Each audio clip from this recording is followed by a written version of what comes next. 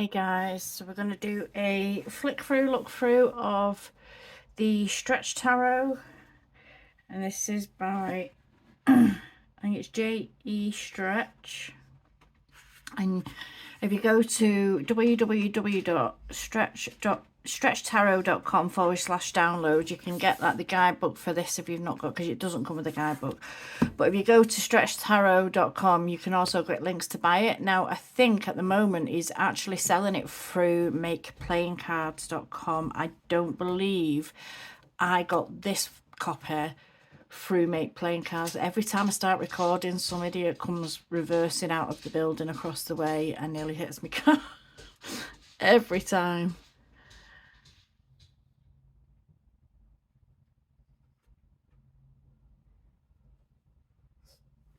Oh, I'm just waiting for him to bump my car. So I didn't get, I don't think this came from Make Playing Cards, because I think they're selling them through Make Playing Cards. Now you can either get a deluxe version, which I think is, I think it's linen card stock, and I think you get a few more cards. Now in this version, I actually did get 79 cards, and then there was cover art, but I don't know what I've done with it. I put them all in a box, all the, the extra cards and stuff. I put them in a box. But there is 79 tarot cards in this deck. I don't believe you get that with the Make Playing Cards now. I think it's just a 78 card standard tarot, and you can get it in this kind of format where it's like this smooth, standard one, or you can get the deluxe edition where you get a few extra cards and it comes in a linen card stock, which would be quite nice. But to be honest with you, I kind of like this deck. I like the feel of this deck in my hand, so I'm quite happy with the one that I got. I think I got it just before they've stopped selling directly. I'm assuming I have, because I did get the extra card, so I'm assuming that I did. And I don't remember anything about being diverted to Make Playing Cards or anything when I got this. I've had this for a while now, so I'll have a look at it. So it comes in a tuck box, and I've searched high and low for the guidebook, or a little white book.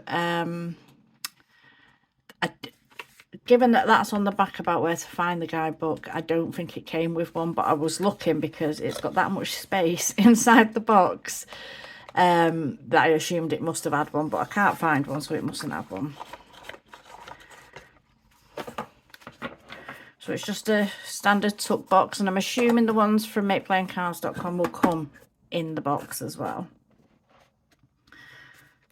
So this is the back of the deck. I'll move it over here because we'll zoom in a little bit so we can get a good look at them.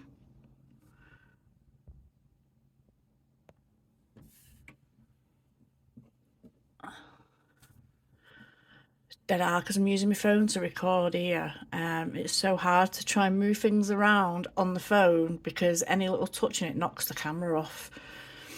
So this is the back of the deck. It's just a blue with creamy coloured stars, the same kind of colour that's on the box, in the stars. It's a nice back, actually. It is a nice back. There's a few decks that come with stars on the back now. I'll get straight into the cards. So this is a vintage kind of photo collage deck. It's very well done. The majors, I don't think the majors have, no, the majors don't have keywords, but when we get into the minors, there's like a keyword on there. Now, I don't know what system this has gone with. I don't know whether this is Rider-Waite or whether this is leaning more towards Forth, because when you get to the minors, I find some of the keywords they're not ones that I would have gone for, let's say that. But then at the same time, in the fact that it's not something I would have gone for, it's something that kind of makes me look at it in a new way as well. So there's that. Every time my dogs. Boris! Bobo!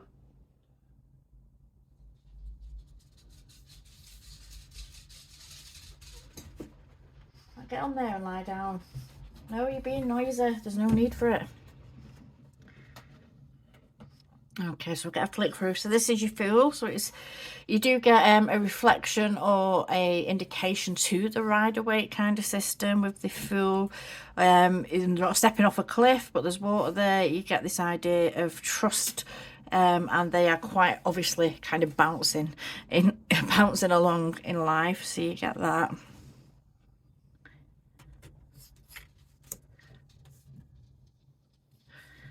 So we've got our Magician. Now this is one Magician. This is one of the Magicians. I think the other Magician is what comes in the deck now. I don't think this one comes in it now. I could be wrong though. They might just stick it in as a little bonus, something like that. But there you've got this Magician, which gives the idea of sleight of hand. It gives the idea of kind of trickery. I mean, both the Magicians do in this deck, really. When you look at them, I think both the Magicians actually do in this deck. But you get different items about. So you've got like a sword here, you've got a cup over here, you've got a pin over here, which could be a wand. I don't see anything for. I don't really see. Not that I can make out. I can't really see anything for Earth, but you know, study it long enough and you'll probably find something. Don't know whether that's a tree up there or what, but I know there's a brain over here. So this is the second Magician. So we get, as I say, like a more sleight of hand kind of feel to this. It does have writings in the background on some of the cards, or like papers, and I'm assuming if you could see them, I can't get my eyes won't focus on it because it's that small, but I'm assuming if you could see it, it would have some kind of statement or something on it that would make you think about the card, or have you looking, you know, thinking about different things. But again, as I say, we get a more sleight of hand feeling. I actually, with this deck, I leave them both in. I leave them both in because I don't know why. I get more of a playful or a skilled kind of energy from this card. Oh, here we go again with the bleeding. 1 minute. Do you know, honestly, you'd think people would compute in the brain that they're not going to fit around a certain bend in a certain size car and they would stop, but they don't. They keep going and they almost hit my car every time. It drives me insane. But I get a more, as I was saying, sorry, I get a more putting skill in, trying to master something energy from this card, and I get a more of a sneak energy from this card. Don't know why. So I leave them both in. We've got our High Priestess. I absolutely love this High Priestess.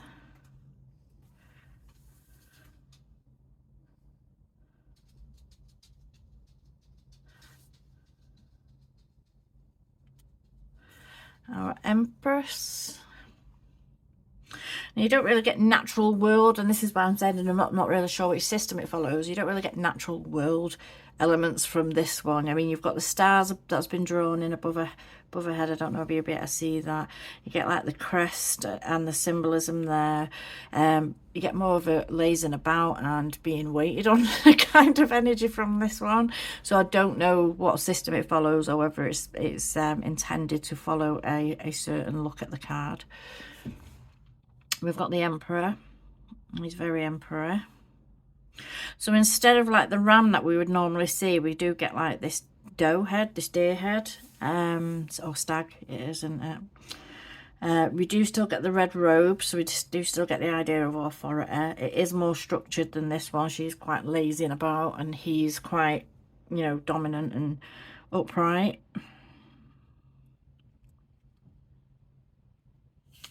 Nope, we've skipped one. We've got our Hierophant.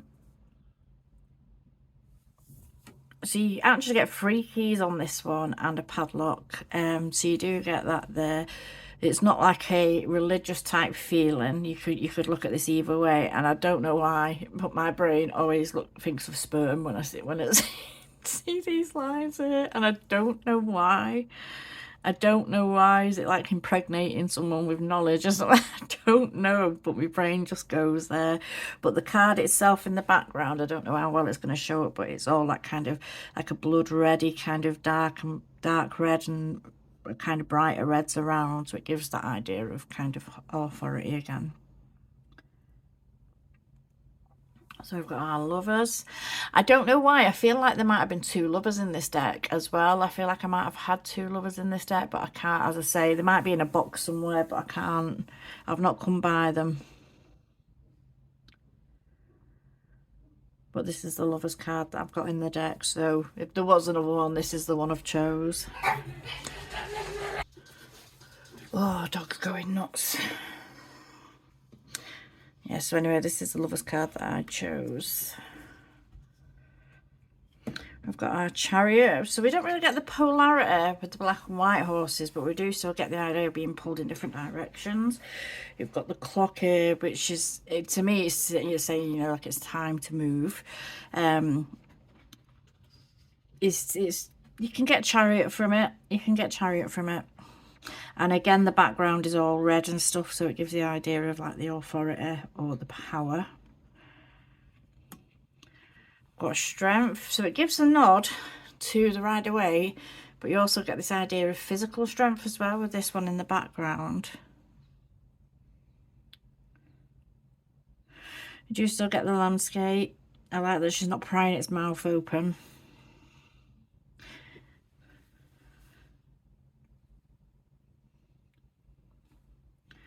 Then we've got the Hermit. I absolutely love this Hermit as well.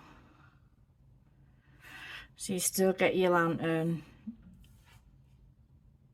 You don't get the idea of being outside, but you do get the idea that this person is just sat contemplating. Wheel of Fortune. This is probably one of my most favourite, and a lot of other people have started doing it as well now, putting the spinning wheel into the deck. This is probably one of my favourite Wheel of Fortune cards, and I think these are like the Chinese, I don't know if it's Chinese or Japanese, the I Ching coins.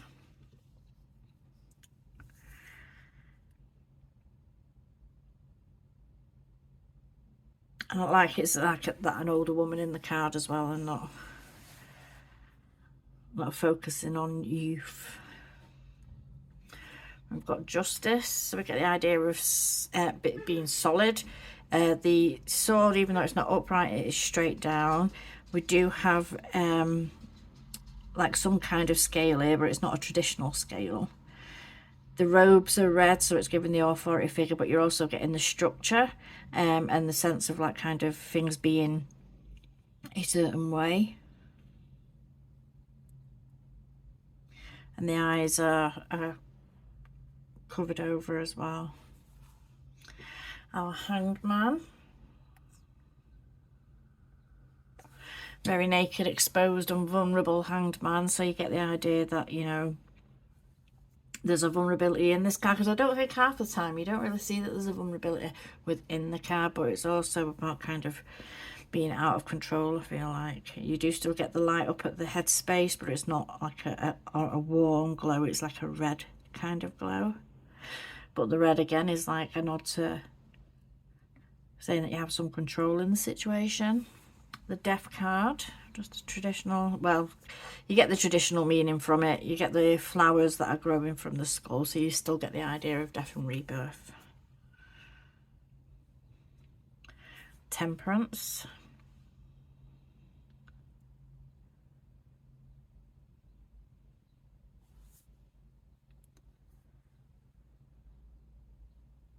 I'm not going to talk about every card, I promise. You get the Devil. It's quite a traditional looking devil. You still get the as above so below kind of, and I think it's this deck where it's got the writing on, like as if it's tattooed on the hand, on the arms, and I think that gives some kind of nod as to as above so below as well. I think that writing, when you, if you search it up, it will have some kind of a nod to that saying or to that idea. Don't have any kind of prisoners or anything in this. So I suppose in a way this kind of gives you the idea that this, you could be looking in a mirror, this could be you, this is your behaviour, this may not be what's kind of being inflicted on you, this could be something that you're doing to yourself.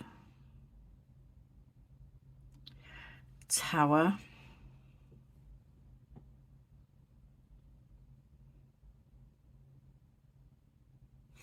I like the fact that they're all got the hands up to the faces or covering the faces with paper there, so it gives the idea of grief, but you still get that the tower looks like it's on fire. No lightning strike or anything, but you still get the kind of meaning of the card. We've got our star card. She quite literally got her hands out, like kind of handing over to a higher power. You get the sense of handing over to a higher power and hoping to be led in the right direction. The moon, that's another beautiful card. I've seen this image in another deck. It's a more recent deck, so you might, because these are old vintage images, you might actually see these popping up in other decks that you've got. Do not hit my car. Oh. You still get the idea of the like the pillars in the background here, but you get them here. You still got the moon, and you get the idea that she's contemplating as well in this one. We've got the sun there. So don't get sunflowers, but we do get flowers. We do get like the bright glow of the sun. We do get the idea of kind of basking in you know, abundance or basking. Judgment.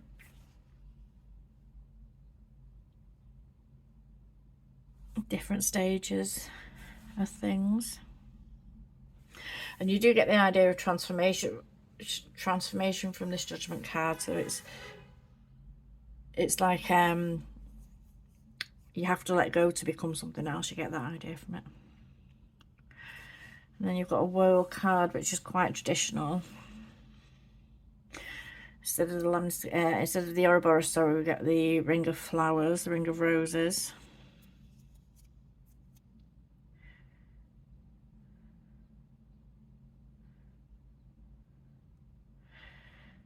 And then we're into the wands. So I've got the Ace of Wands, which looks very sexualized. I had to look at it about 5 times before it actually like registered in my mind what I was looking at.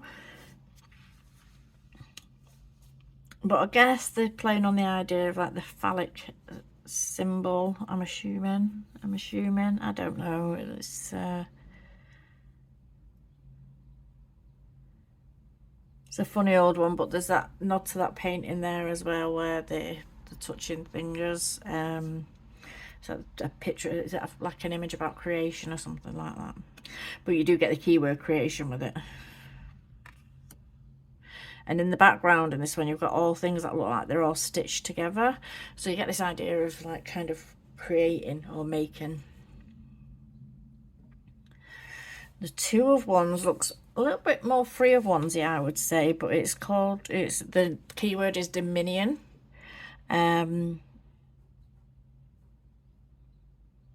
It gives me more Three of Wands vibes, this one, and I know I did struggle with this one for a while because I kept taking it as the Three of Wands instead of the Two.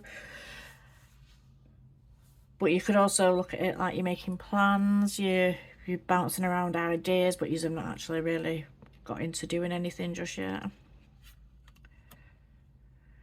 Got the Three of Wands with the keyword virtue.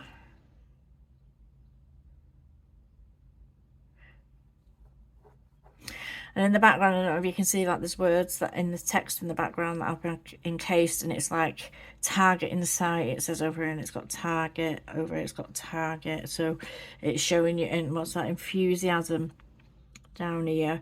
So it's showing you like kind of having your eye on a goal and seeing it through.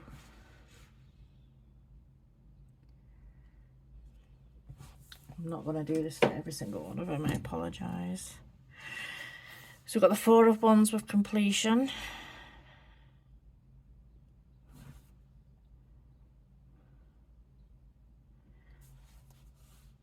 The Five of Wands with the keyword strife.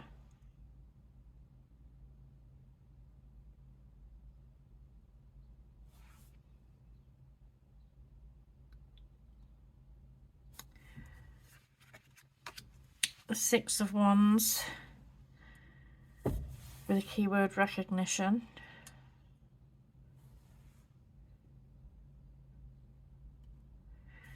7 with the keyword of Veiler.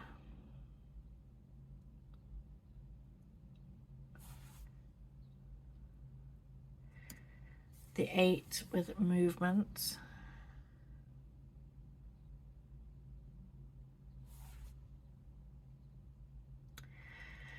Nine with strength.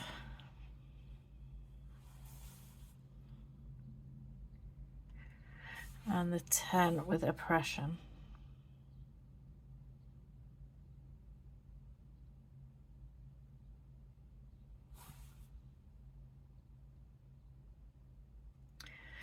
Page of Wands. The keyword restlessness.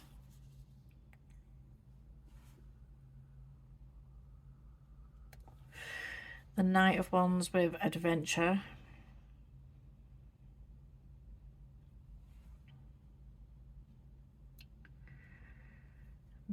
Love this one as well. The Queen of Wands, optimism, sorry.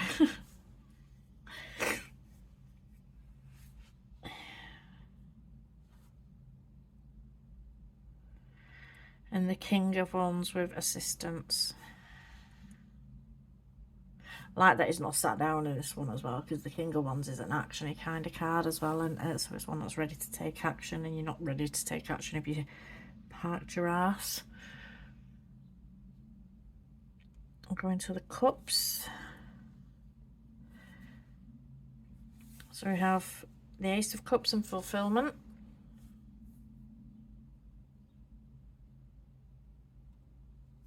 Two of Cups with unity. I like the play on gender here.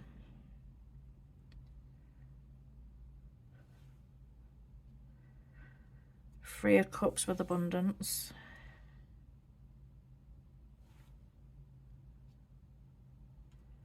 Four with contemplation.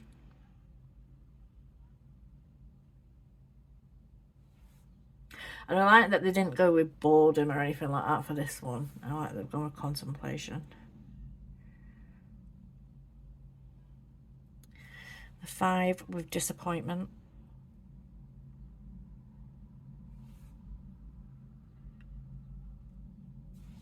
Six with pleasure.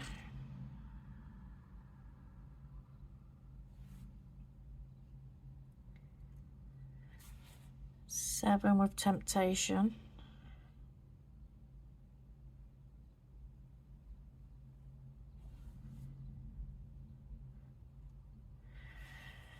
Eight with abandonment.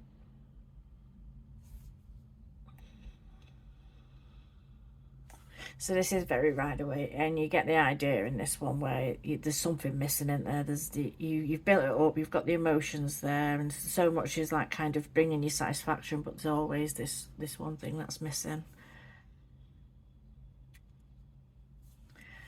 9 with contentment.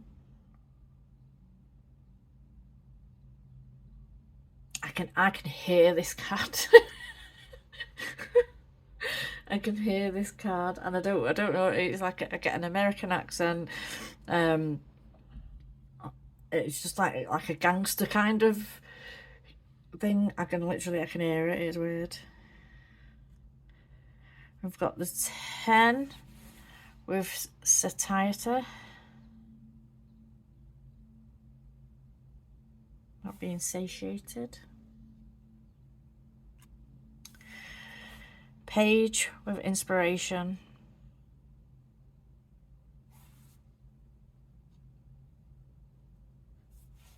Opportunity for the Knight of Cups.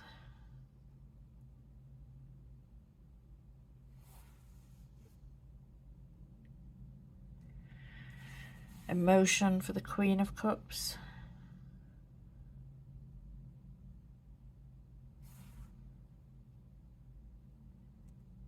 Reliability for the Knight of Cups, King of Cups, sorry.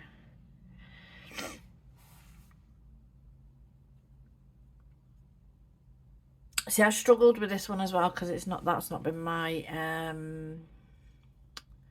that's not really been my dealings with the King of Cups energy. It's been more they've been very cold and closed off. So I think in some ways having keywords on it can help you, but in other ways it can kind of, it can sort of limit you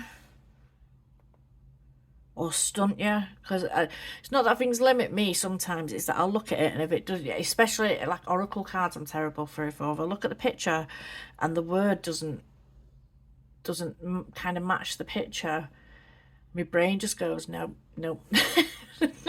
Not doing this. And even if the word doesn't match the picture, then even though I can see in the picture what's happening, my brain will be like, nope. And it just kind of stunts me, where I know that I'm not seeing the word, but I can't put into words then what I am seeing. And it's a weird one with me, that. I don't know if anybody else gets that. Ace of Swords with victory. I'm a bit fucking horn happy out here today.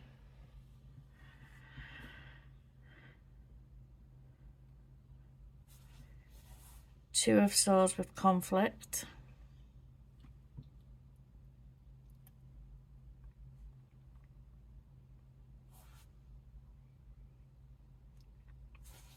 Three of Swords with sorrow.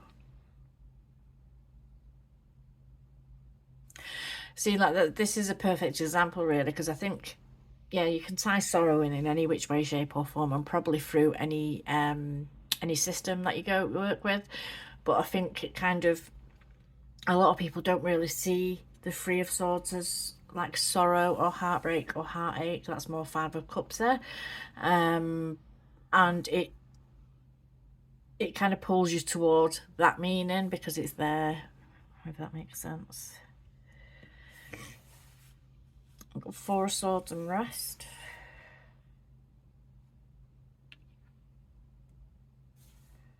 And everything you find on these cards, I went through it when I first got it. I went through and I was Googling all these like little things near these swords here. So you've got all these different swords, and you've got one that's lay on the bed.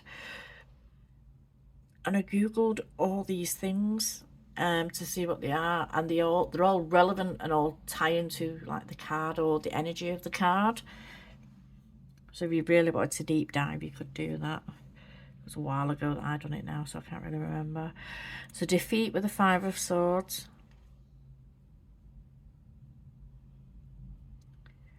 Travel with the 6.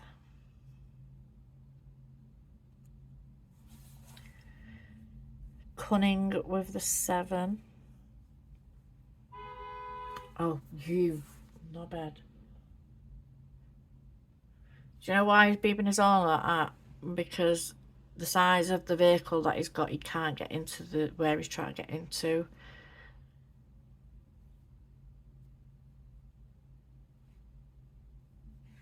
It's so annoying.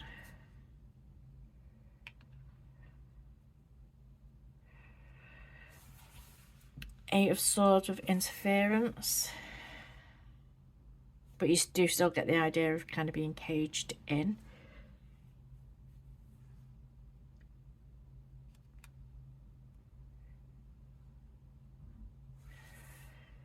Nine of Swords is cruelty.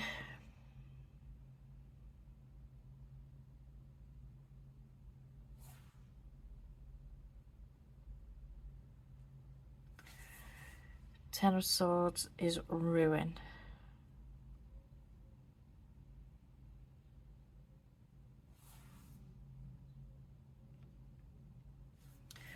Page with readiness.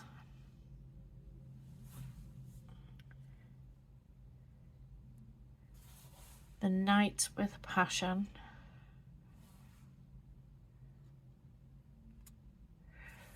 Queen with perception. King with authority.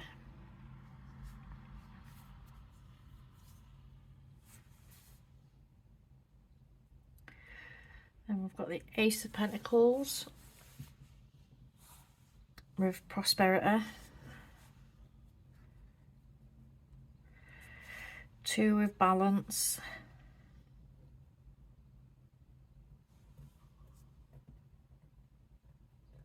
3 with work.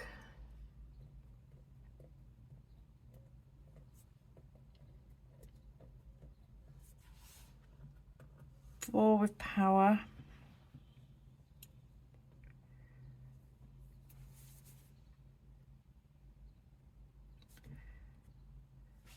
5 with worry.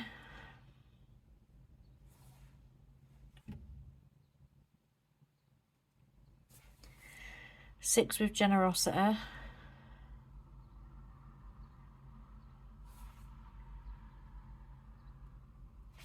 7 with patience.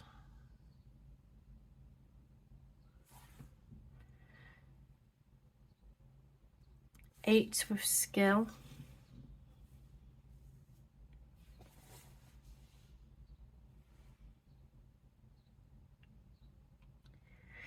9 with wealth.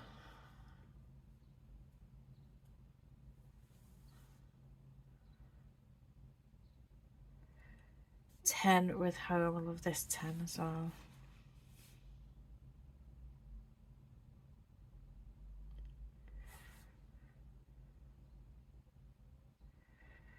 Page with diligence.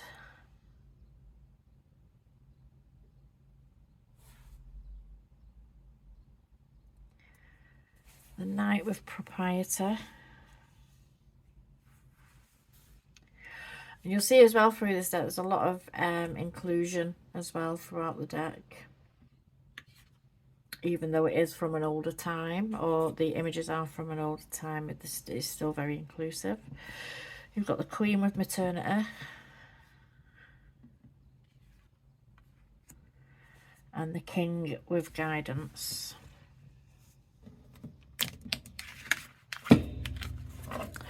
So the cardstock, I'm not really sure it is, but it's quite smooth. It's got a little bit of shine to it, but it's not really glossy, and it's not a sticker. It shuffles alright, it shuffles well. Oops. She says as she drops half of them.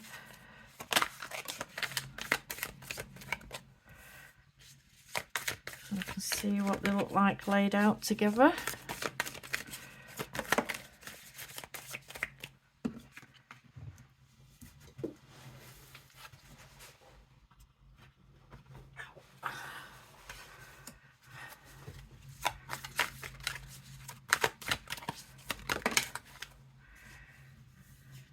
All pentacles coming out.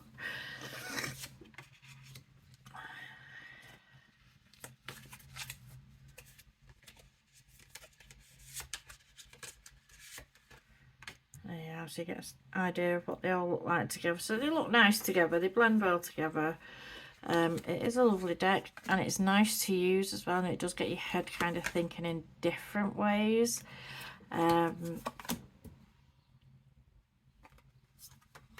Definitely worth a look at. I think because it's going through Make Playing Cards now, it'll be one of those systems where the more you buy, the cheaper you get it per deck. But it's worth looking into if you're interested in this kind of art, or if you're just interested in something a bit different.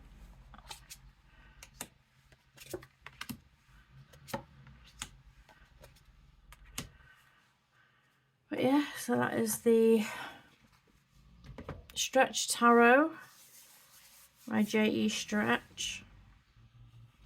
Okay, thank you.